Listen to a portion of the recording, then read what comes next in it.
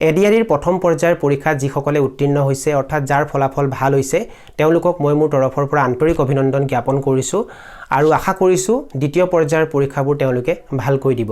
আৰু যিসকলে এই পৰীক্ষাটোত উত্তীৰ্ণ হ'ব পৰা নাই বা চৰকাৰী চাকৰিৰ যিকোনো পৰীক্ষাত উত্তীৰ্ণ হ'ব পৰা নাই তেওঁলোকক মই কিছু কথা ক'বলৈ বিচাৰিছোঁ এয়া আসলতে মোৰ সম্পূৰ্ণ ব্যক্তিগত মতামত কোনোবাই হয়তো কথাখিনি ভাল পাব পাৰে কোনোবাই হয়তো বেয়া পাব পাৰে কোনোবাই হয়তো কথাখিনি একচেপ্ট কৰিব কোনোবাই হয়তো একচেপ্ট নকৰিব আৰু সোশ্যাল মিডিয়াত আহি কোনোবাই কিবা এটা কথা কৈ দিলেই যে কথাখিনি মানি ল'ব লাগিব কথাখিনি বিশ্বাস কৰিব লাগিব তেনেকুৱা ধৰণৰ কথা নহয় কাৰণ আপোনালোকৰো নিজৰ বিচাৰ বুদ্ধি আছে আৰু কথাখিনি আপোনালোকে এবাৰ নিজে বিবেচনা কৰি চাব যিটো ৰাস্তাৰে সাধাৰণতে মানুহে বেছিকৈ অহা যোৱা কৰি থাকে সেইটো ৰাস্তাত ট্ৰাফিক জাম বেছিকৈ হয় তাত ভিৰ বেছিকৈ লাগে আৰু সেইটো ৰাস্তাৰে যদি আপুনিও গৈ থাকে তেনেহলে আপুনি নিজৰ লক্ষ্যস্থানত উপস্থিত হওঁতে বেছি সময়ৰ প্ৰয়োজন হ'ব কিন্তু যদি আপুনি সেইটো ৰাস্তাৰে আগবাঢ়ি নগৈ এনেকুৱা এটা ৰাস্তাৰে আগবাঢ়ি যায় যিটো ৰাস্তাৰ বিষয়ে বহু কম মানুহে জানে তেনেকুৱা ৰাস্তাৰে হয়তো আপুনি আগবাঢ়ি গ'লে নিজৰ লক্ষ্যস্থানত অতি কম সময়ৰ ভিতৰত উপস্থিত হ'ব চৰকাৰী চাকৰিটো কি বাৰু চৰকাৰী চাকৰিটো হৈছে জীৱিকা অৰ্জনৰ এটা উপায় যাৰ জৰিয়তে আমি নিজৰ লগতে নিজৰ পৰিয়ালটো ভালকৈ চলাই নিব পাৰোঁ নিজৰ পৰিয়ালটো ভালকৈ পোহপাল দিব পাৰোঁ আৰু এই পৃথিৱীত জীৱিকা অৰ্জনৰ বাৰু এটাই উপায় আছেনে মই জনাতো অজস্ৰ উপায় আছে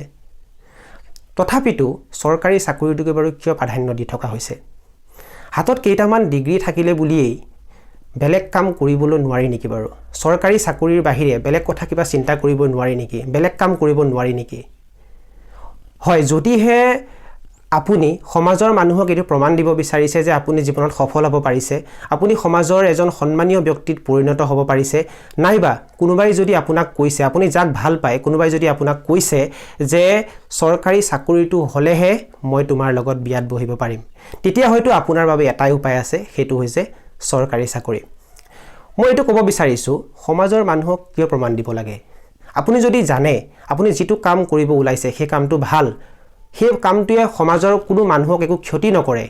হেতু ভাল কাম তেনেহলে সমাজৰ মানুহক বেলেগকৈ আৰু কি প্ৰমাণ দিব লগা আছে যদি আপুনি বেয়া কাম কৰে তেতিয়া হয়তো হেতু সমাজে কিবা এটা ক'ব বুলি ভয় লাগিব লাগে কিন্তু যদি আপুনি জানে সেই কামটো ভাল সেই কামটো কাকো অনিষ্ট নকৰে তেনেহলে সেই কামটো কৰোতে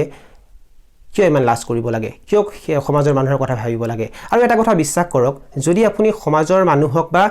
সম্পৰ্কীয় মানুহক সকলোকে প্ৰমাণ দিব বিচাৰে তেনেহলে আপুনি প্ৰমাণ দি কেতিয়াও শেষ কৰিব নোৱাৰিব আপুনি গোটেই জীৱন প্ৰমাণে দি থাকিব লাগিব সেই কাৰণে প্ৰমাণ কৰাটো বাদ দিয়ক নিজে যি ভাল দেখিছে হেতু কৰক আৰু দ্বিতীয় কথাটো হ'ল যদি আপোনাক কোনোবা এটো কৈছে যে চৰকাৰী চাকৰিটো হলেহে মই তোমাৰ লগত বিয়াত বহিব পাৰিম তেনেহলে মই ক'ব বিচাৰিছো তেনেকুৱা মানুহক জীৱন সংগী ৰূপে নিৰ্বাচিত কিয় কৰিব লাগে বা তেনেকুৱা ব্যক্তিৰ লগত জীৱনত বিয়াত কিয় বহিব লাগে যিয়ে চৰকাৰী চাকৰিটো প্ৰাধান্য দিছে চৰকাৰী চাকৰি হলেহে তেওঁ আপোনাৰ লগত বিয়াত বহিবলৈ সাজু যদি আপোনাৰ কাইলৈ চৰকাৰী চাকৰিটো হৈও যায় আৰু যদি কেনেবাকৈ চৰকাৰী চাকৰিটো গুচি যায়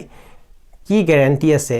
সেই মানুহজন আপোনাৰ লগত চিৰদিন থাকিব মোৰ দেউতাৰো চৰকাৰী চাকৰি নাই কিন্তু মোৰ মায়েতো মোৰ দেউতাৰ লগত বিয়াত বহিবলৈ অমান্তি হোৱা নাছিল তেওঁলোকৰ বিয়াও হ'ল তেওঁলোকৰ সংসাৰখনো ভালকৈ চলি আছে মই যিমানখিনিলৈকে পঢ়িব বিচাৰিছিলো মোৰ মা দেউতাই হিমানখিনিলৈকে মোক পঢ়ুৱালে ভালকৈ পঢ়ুৱালে একোটো অসুবিধা হোৱা নাই